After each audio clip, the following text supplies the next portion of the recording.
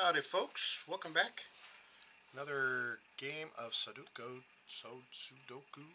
Having a little tongue twister there. We've got a medium puzzle for today. Let's take a look here. Got some interesting symmetry here. This outer line is all empty except for one number. Same with the bottom row here. Got some lines kind of available that might help us out a little bit here. Got another cube here in the middle with just one number. So I'm looking at these sevens here. I'm looking for pairs. Alright, so I'm looking at these three cubes here, and I've got a 7 in the right column, 7 in the center column, 7 in the bottom row. So we know there has to be a 7 here. That's the only spot in this cube that it can go. Okay, let's look for some more pairs. I'm seeing a lot of 9s that crisscross the center cube. 9 in the left, 9 through the center, 9 through the bottom, and 9 through the middle. So this is actually the only spot left in this cube that could be a 9. Alright, just kind of looking for some more pairs here. Okay, I see some 8s over here. 8 down the left, 8 down the center, 8 on the bottom. Only one spot left for an 8. Now this 8 and this 8 help us with an 8 on the top, 8 through the bottom. Only spot left for an 8 is here. Okay, alright, looking for some more pairs here. See if we see some more pairs. Let's see what we got here.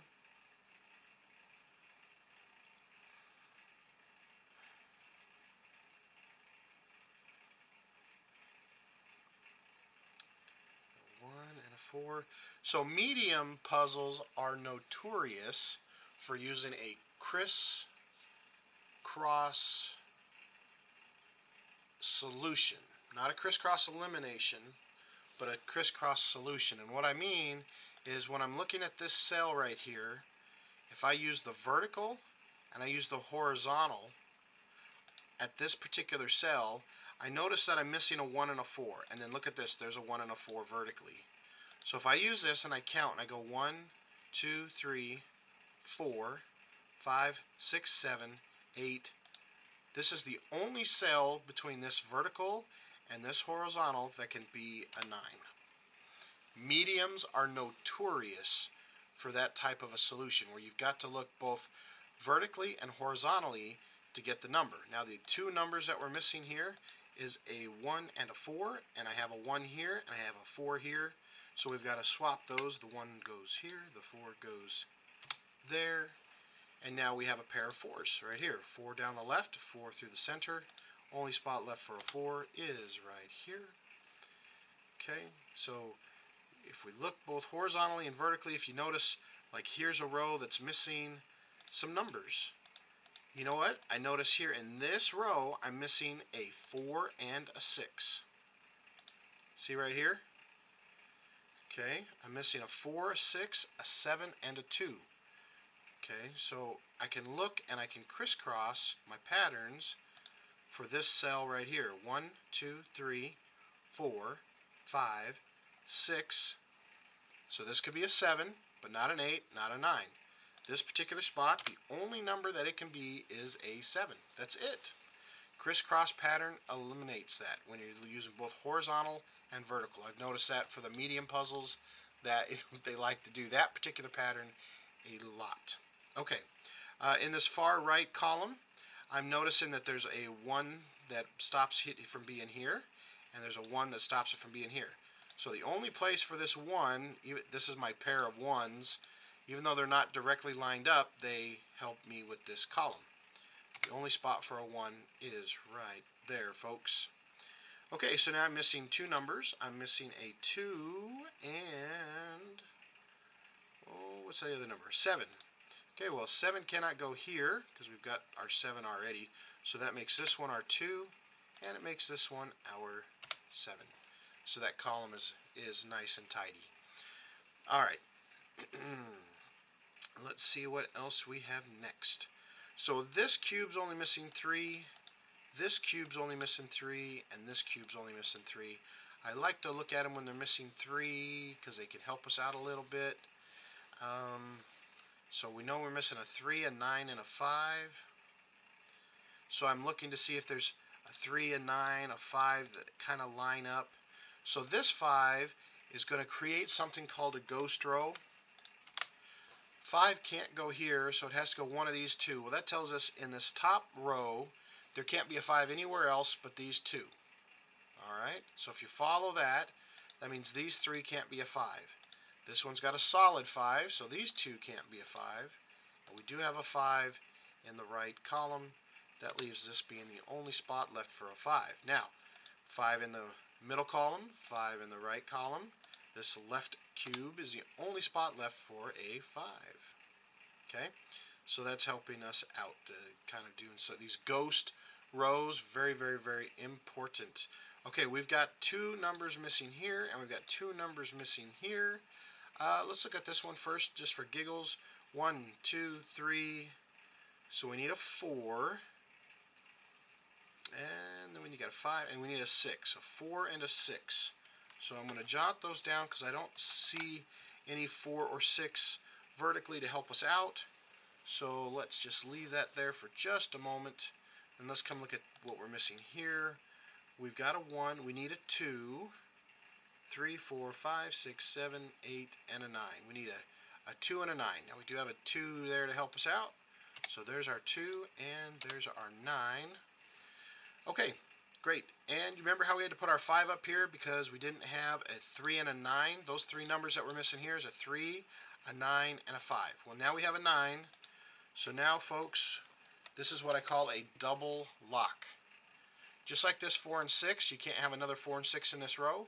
This 5 and 9, because the 5 and 9 can't go here, means that has to be the only number left. Those are double locked. They can only be 5s and 9s. Of course, here's a 9 down here, so we can actually go a little bit further. 5 and 9. So now that is solved. Now this 5 comes down, and we have a 5 in the bottom row, so that also solves that 5. We have a 1 that covers this left column, so there's only one spot left. Anytime there's a row like this, you want to pay attention for the missing number. We'll get that number, and then you'll be able to resolve it. So right now I can tell you these 3 numbers, because it's the only numbers left for the cube, and that will tell us what this number is. So for this cube, we need a 2, 3, 4, 5. We need a 6 and a 7. So the number that we are missing for here is, what number are we missing, folks? 3. A 3, because I've got this 3 here that comes down. This one has to be a 3. There we go. Now these 2 numbers that are left, the 2 only numbers that are left, is a 2 and a 6. Alright, let's jot those in. A 2 and a 6, a 2 and a 6. I'm looking to the left. I don't have a 2 or a 6 here to help me out, or here. Okay.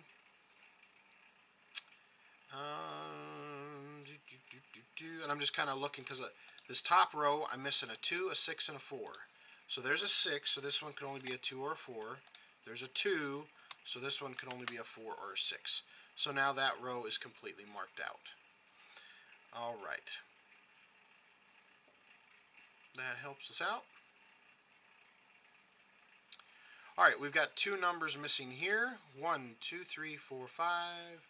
We need a 6 and an 8, and we do have a helpful 8 there. There we go. 8 goes there. 6 goes there. All right, that looks good. Now, if the 6 goes here, that means that this can no longer be a 6. That has to be our 4. This one now has to be our 6. Now, this 4 comes on down here and says, oh, you can't be a 4 anymore. You now have to be a 2. Well, this can't be a 2 anymore. That has to be a 6. Has to be our 2. And now we already have our 6. 4 is the only number left for that one. Now, this 4 is going to come up here. We're missing a 1 and a 4. So our 4 has to be to the right. And there's our 1. Okay, we're missing 2 numbers here, and it looks like a 3 and an 8. And we do have a helpful 3 here, so 3 has to go here, and our 8 has to go here. Okay, now we're getting some pairs again, this 8 in the center and this 8 in the left, and we have an 8 in the middle row. So this is the only spot left for an 8. Now we have an 8 in the bottom an 8 through the middle and an 8 through the center. Only spot left for an 8 is there. Okay, the two numbers that we're missing down here looks like a 6 and a 9, and we have a 6 and a 9, so we're just going to flop those. There's our 6, there's our 9. That completes that one. We see that we're just missing two numbers vertically here. Now in this particular column, we're missing a 1, and we have a helpful 1 here, so there is our 1. And then it looks like we're missing a 2. So there's our 2. Alright, so the two numbers we're missing here looks like a 3 and a 7. 3 and a 7? Yep. And do we have a 3 or a 7 that can help us out? Not yet. So we're just going to do some little pencil marks. Those are double locked. Now we're going to look at pairs in the center cube, because I see a 1 and I see a 1 and I see a 1. So that means a 1 has to go here. Alright, we've got a 4. We've got a 4 and a 4, so the 4 has to be down here. Okay, I don't have a helpful one just yet down there.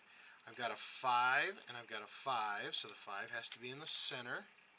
Okay, and I do have a 5 right there, so it can't be in the right. Only spot left for a 5. There we go.